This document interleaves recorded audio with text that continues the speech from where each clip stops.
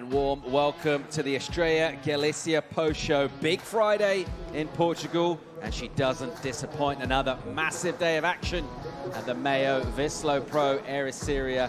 Huge waves, Swell delivers huge scores as well, massive performances.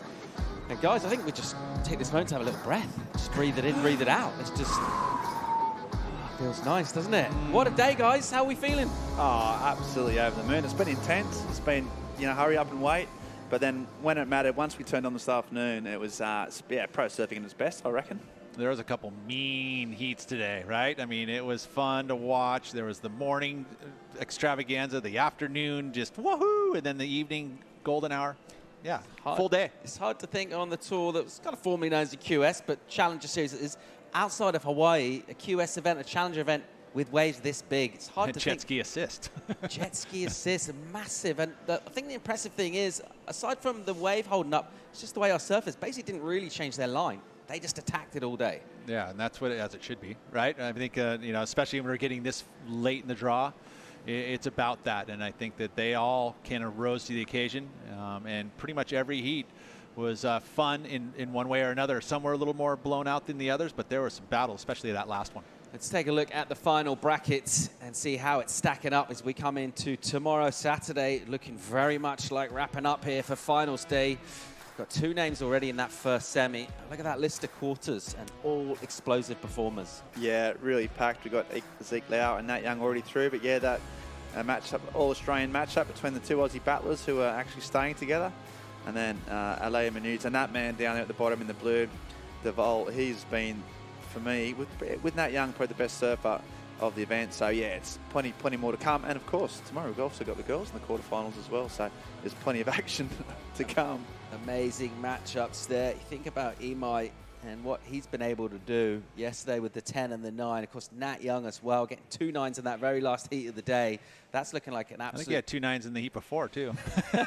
Right? Like, he's on fire. And then came in the booth and was cool as a cucumber. He doesn't seem too fired up. He's like, I was just ready to surf. Classic Young. How's Nat Young's day? Yeah, he's had 2 surfs, got 18-point heat holes both. Had a free surf and it was like 1,400 feet during the day. Come and did a half hour in the booth with us and then got to the semi-finals. So he's just on a roll. You can tell he's just in sync with this part of the world. And Pete, you know him pretty well. In terms of like motivation, obviously he wants to get back on that championship tour, but that fire feels pretty strong with Nat, right? He wants back on there. I'll tell you, from a little card game on the table with a couple buddies, it's on no matter what. So he's highly competitive.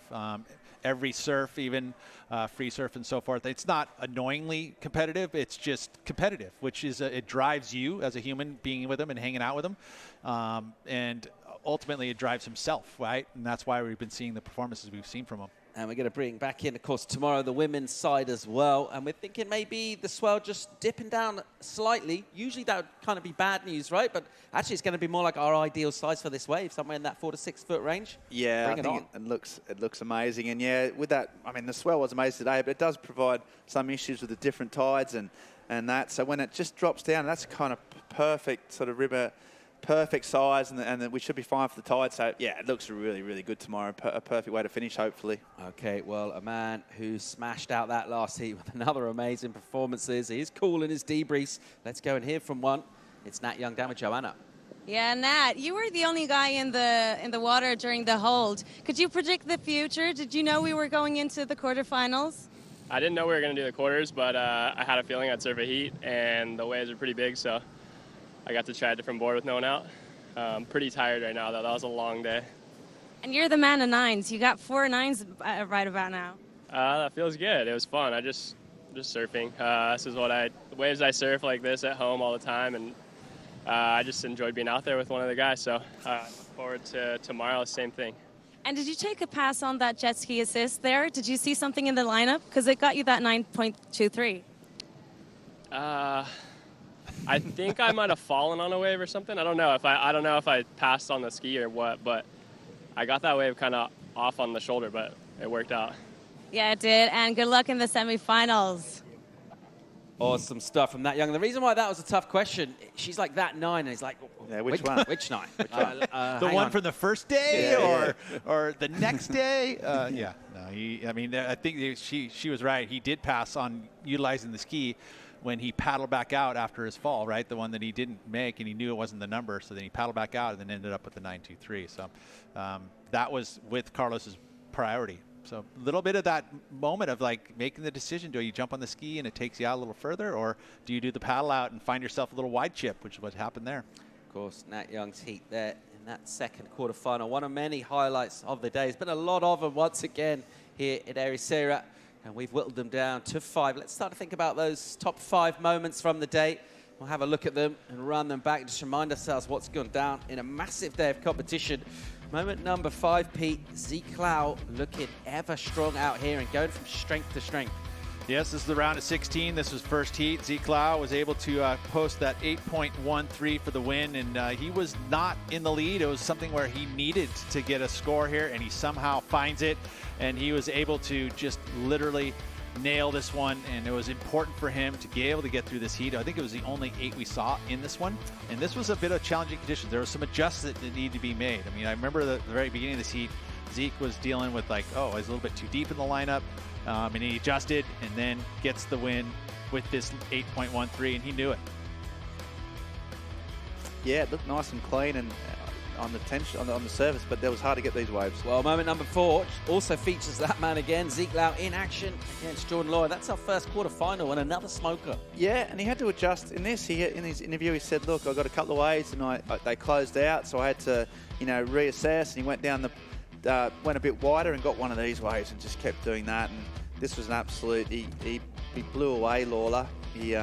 He's adaptable, he was flexible, and he was absolutely ripping. Number 3, we've just seen surprise, it. Surprise. We can't watch this enough. Young versus Munoz, and an absolute cracker of a heat on paper. Out in the water, even better. Yeah, and the first start of this heat, it came down with Munoz was able to get the first number. There was 2 kind of mid-range scores for Nat Young, and so the pressure was definitely applied by Munoz to Nat, but Nat answered in a big way, really. I mean, he ended up getting himself a 9, and that was putting it right back on Carlos. And Carlos, it took a little bit before he was able to find the next big number. Matter of fact, Nat got his next 9 after he moved to the wide part and got this wave here, nailed it.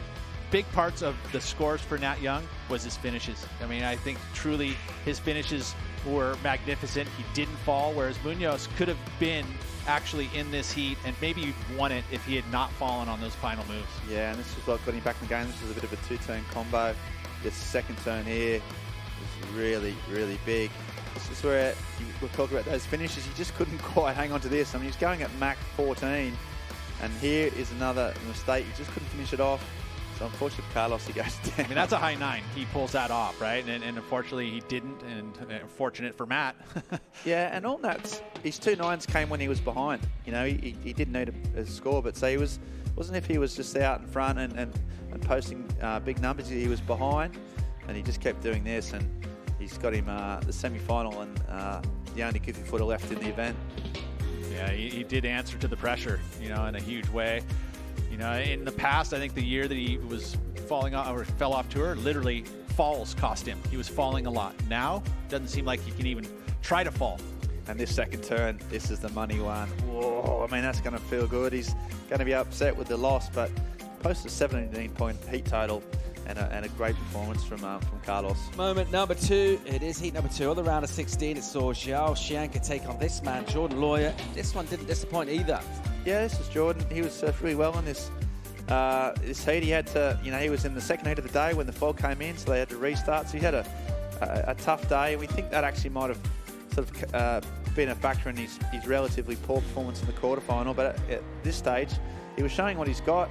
And Xianka came back. It was a really close fought heat, this one. It was, and I think, again, these guys were the ones who really had to deal with the fog delay more than anyone, because they were dealing with the next half-hour call, trying to get themselves primed for it. I mean, sitting in their wetsuits, did they get cold? All these factors in, these mentally challenged.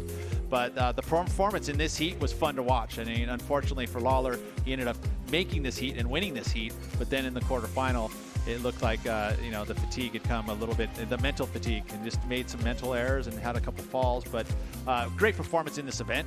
I mean, he'd be proud of how he surfed and, made several heats to get into the quarters. Yeah, really good display. He's made the one final in a big event before, but this is a bit of a breakthrough. And Xianka, he always kept swinging. This is a young Brazilian with a really, really bright future.